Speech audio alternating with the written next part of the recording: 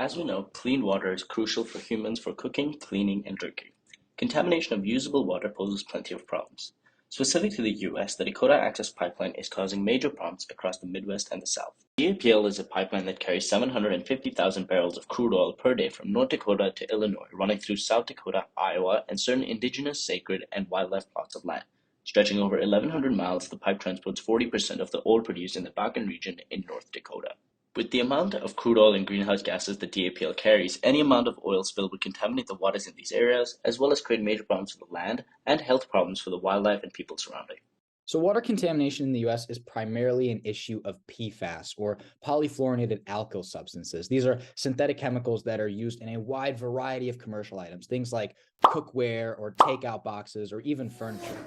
Now, current estimates state that roughly 45% of tap water within the US contains some form of PFAS. But the problem with this estimation is that we know of more than 15,000 different types of PFAS, but can only test for 50 of them within water.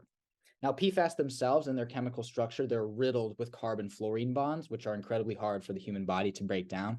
And so they last in the human body and can lead to a number of adverse health effects, things like increased risk of kidney cancer or liver damage, or even increased cholesterol levels, just to name a few.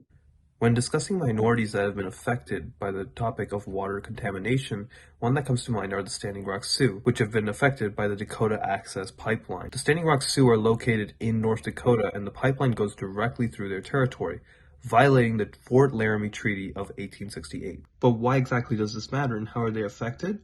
Well, the Standing Rock Sioux resources, namely their drinking water, are directly and adversely affected by the pipeline, since any potential leaks from the pipeline would contaminate local water and resources with the oil that is transported through that pipeline, and directly negatively affect the tribe since it's unusable.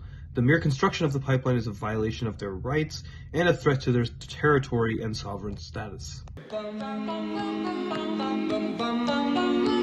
The IAN was formed by grassroots indigenous people to address environmental and economic justice issues. The mission statement is, IAN is an alliance of indigenous people whose shared mission is to protect the sacredness of Earth's mother from contamination and exploitation by respecting and adhering to indigenous knowledge and natural law.